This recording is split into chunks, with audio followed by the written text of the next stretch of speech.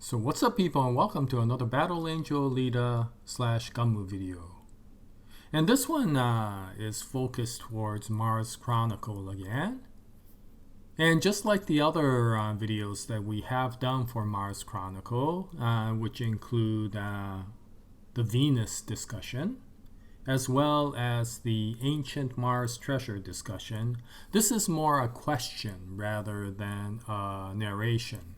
This is more asking what you think rather than discussing how the series goes. And this is because, as we discussed before, Mars Chronicle is a much more mystery-laden, conspiracy sort of cloak and dagger story rather than the other stories that we have seen in Last Order or the original series. And because of that, there are a lot more questions that come up. So, of course, we've already covered the questions with regards to what Alita might have been doing in Venus.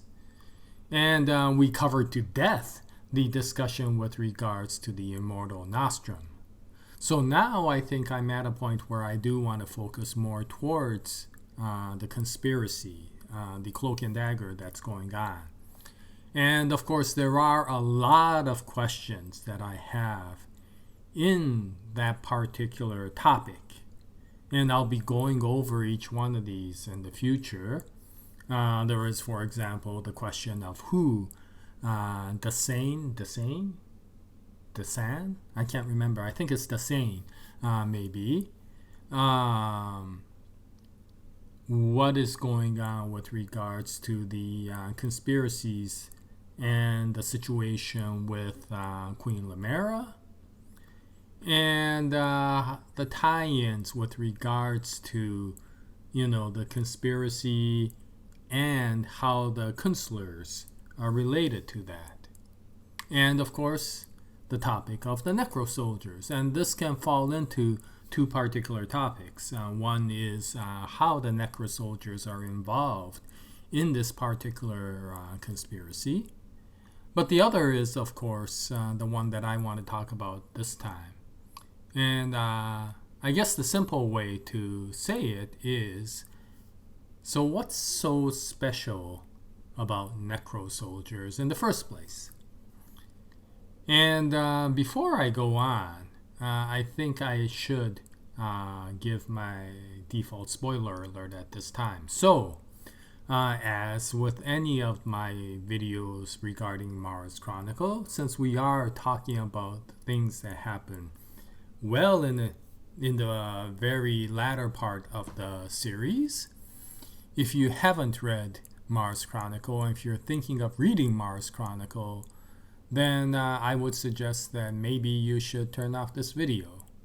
Now, for the people who watched the movie and have not followed the comic, I'm not exactly sure how much of a spoiler this will be, because this is things that happen so far in advance that I'm not sure if it will ever come up in a movie.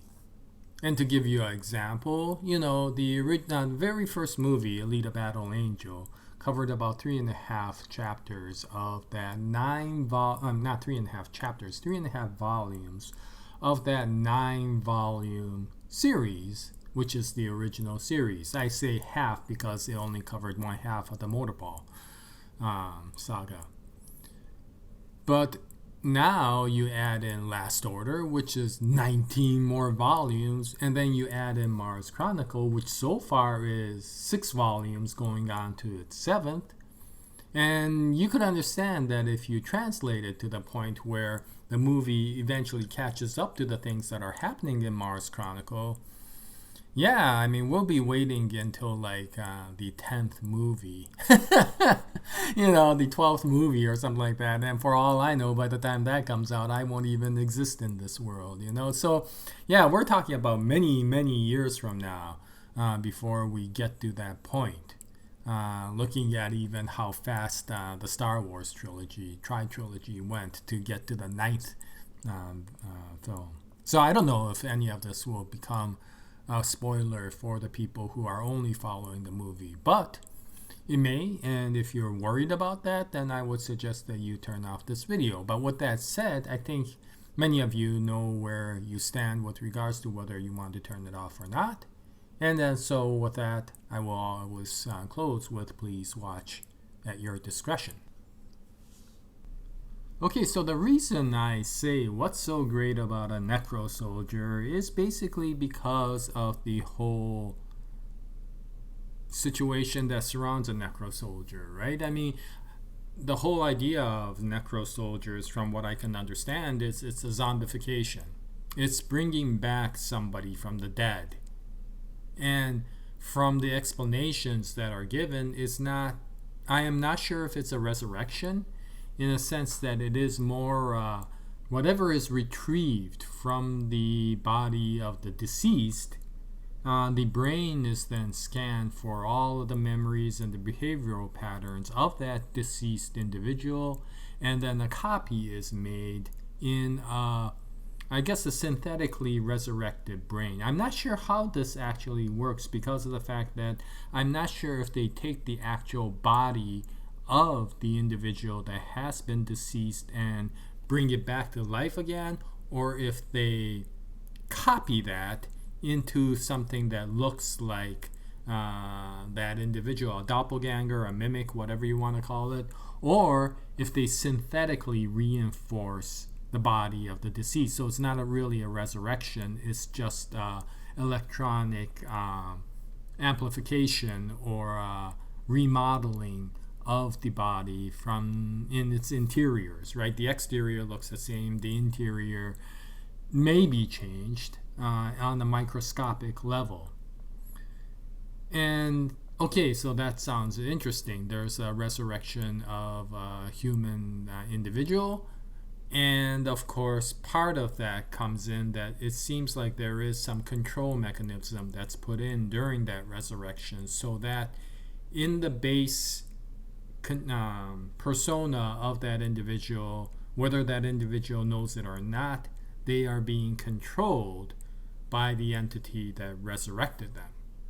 And by itself, I understand that that makes a great subject and a topic for a mystery. I mean, who wouldn't be interested in mimics and doppelgangers, right? You see that in everything, every sort of cloak and dagger situation, whether it's person who's masked themselves to look like another individual, like you see in Ethan Hunt, or you even see in something as wholesome as Spy Family.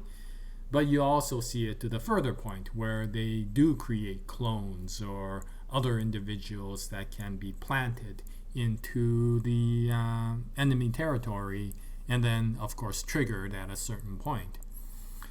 And whether Necrosoldiers are like that or not is still not known yet, because we don't know the detailed behavior of a Necrosoldier, but there is some point where they do start acting peculiar. And because of that, people start wondering what this person is doing, and eventually they find out it's a Necrosoldier if you do advanced autopsies on them. And that, of course, means that you have to kill them.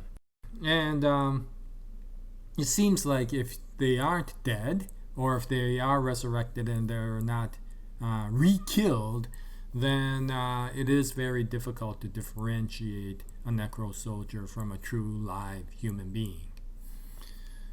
This was stated by somebody like Kyrula Sanguis, and we do know that she has some seriously enhanced vampire powers, and she can read a person through detecting the blood flow in their body, which a vampire seems to be able to do. But even when they do so, she cannot distinguish between a Necrosoldier and a real human being. And the only way she says she might be able to do so is if she actually bites into the neck of that person and then, does a blood test, I guess, while they're sucking that person's blood. And so, this does make for a very interesting mystery. Why I say again, what's so great about a Necrosoldier is if this was any other mystery or a science fiction sort of situation, I would seem like, oh, this is very intriguing. We have people who are being resurrected from the dead. We have people who are being controlled. Their brains are not exactly what they are. But This is Battle Angel Alita. This is the universe where you have even two main characters, right? You have the Brain Alita and you have the Brain Chip Alita. And right now we're following the Brain Chip Alita, who basically has the same personality to some extent as the Brain Alita, who is now a human being, who was never a human being until this time, recently. And of course, the Brain Chip Alita, which we identify as a human being, is basically all non-organic entity because of the fact that she is now a total replacement cyborg with a brain chip. And so you have entities that are completely recreated. You have entities that are resurrected, right? I mean, Alita, the Brain Alita, was resurrected a few times. Even during the comic, she was resurrected once by Ito. She was resurrected once by Nova. And then she's, of course, resurrected again at the very end of Last Order by the Brain Chip Alita and the Melchizedek. And then, of course, Brain Chip Alita was resurrected many times, at least 2 or 3 times during Last Order alone. And so resurrection seems to be a relatively common thing. And mimicking individuals seems to be a relatively common thing as well. I mean, if you think about it, we only talked about the 2 Alitas. But if you understand, there are really more like 14 Alitas. What's that like? I think ARs went all the way up to 12. So if you count the Brain Chip Alita, you count the original Alita, and then the 12 ARs, then we're talking about 14 different Alitas running around at the same time. And so, yeah, I mean, compared to that, is the resurrection a spectacular thing? And maybe it doesn't need to be. It just has to be something that comes out in the story, and that's all it needs to be. But I guess it's interesting that right now they're talking about the Necrosoldiers as being a very specialized individual. The only thing I could say is it's not really being thought as an unusual scientific discovery, but it's more thought of as this is a problem in a conspiracy, right? The same way that people are trying to figure out who is the double agent in mystery, a spy story. This may be the level at which people are looking at the Necrosoldiers. And of course, the interesting thing that we find out is that the majority of the surviving members of the Panzerkunst Academy, from what we can figure out, are Necrosoldiers, right? I mean, Gert is a Necrosoldier, and Erica is a Necrosoldier. Now, I'm not sure if the other ones are. I can't remember what the doctor's name was. And there was a guy named Parabellum who is quite... it will be interesting to see who that person's background is. But we at least know that Gert and Erica are Necrosoldiers. And it's interesting because of the fact that once Erica found out that she was a Necrosoldier, then, she has this seriously traumatic experience because of the fact that she realizes that she is a dead person just animated. But is she? Because of the fact that if you take a deceased individual and then you resurrect them and then you put all of the memories back, how is that different from Alita, the current Alita that's with a brain chip? How is that different than Zex, who was originally Alita, then became its own persona, right?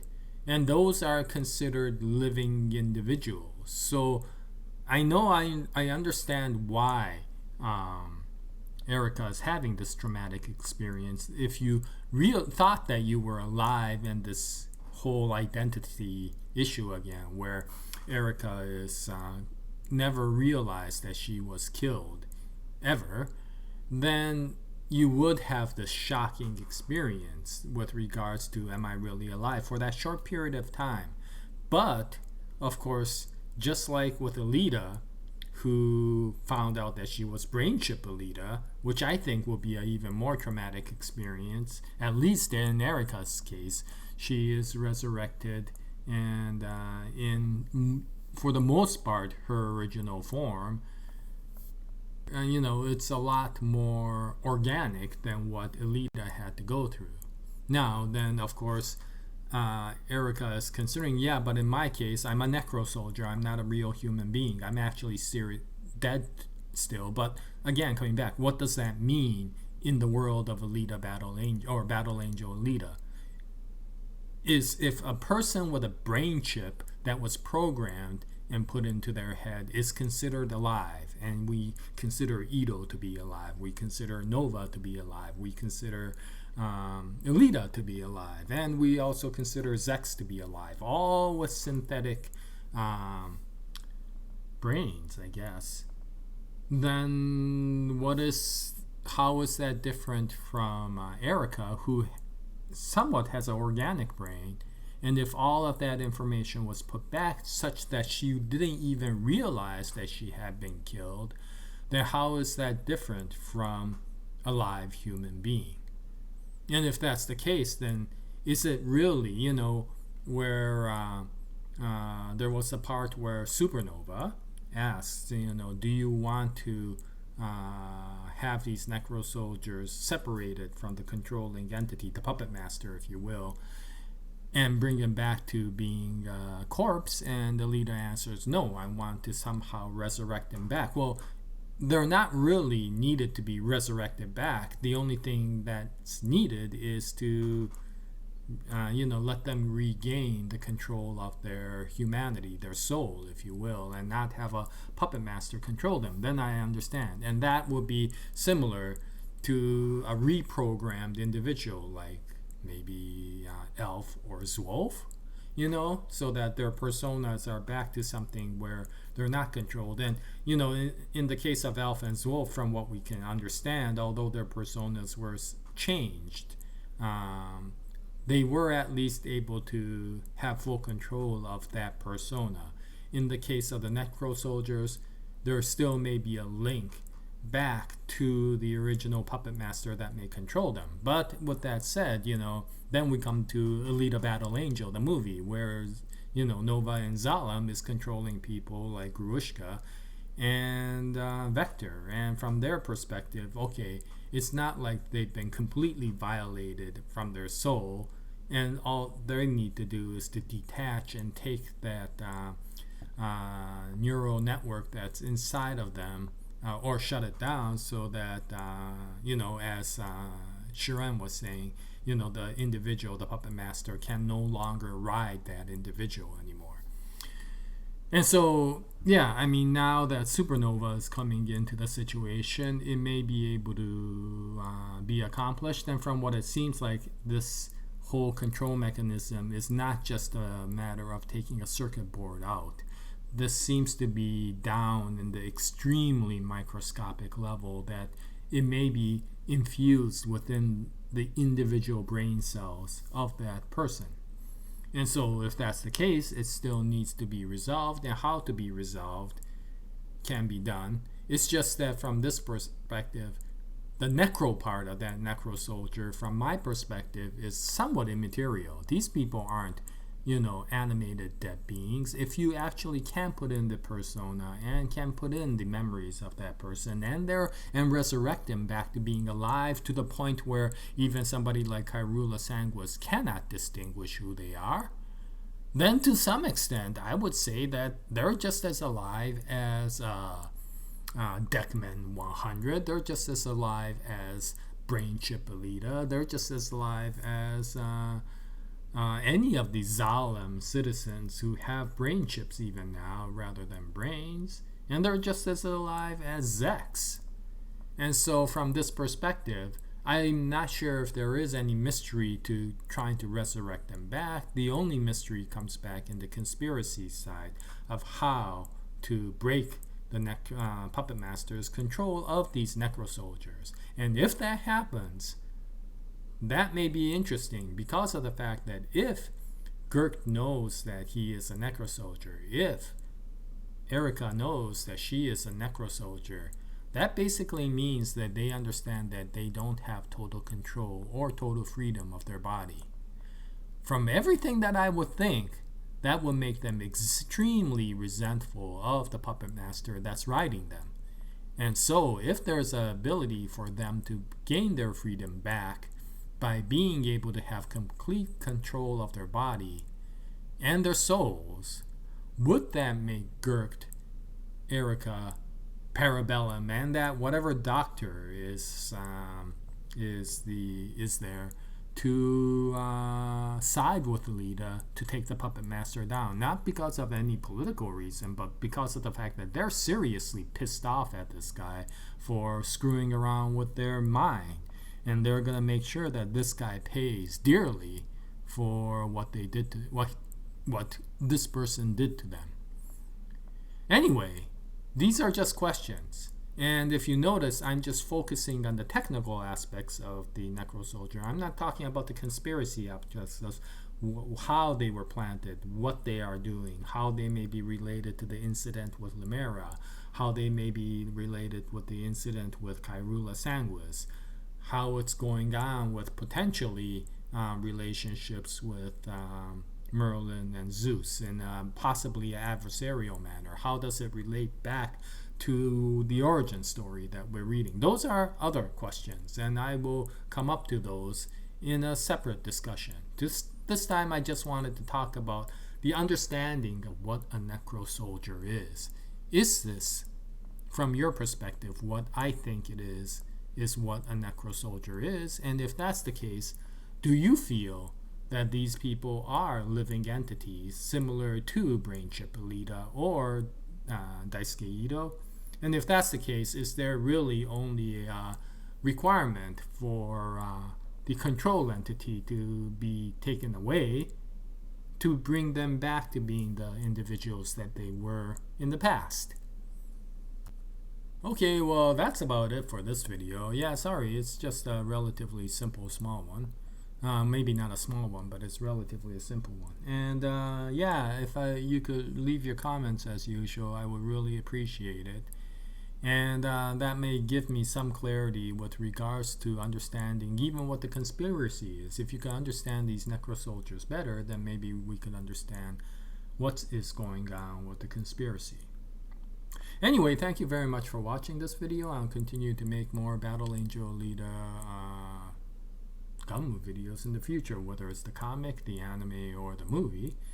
And yeah, I hope you join me at that time. In any case, until the next episode, happy comic reading, happy movie watching, happy anime watching, and as always, Jaya, nice day, everyone.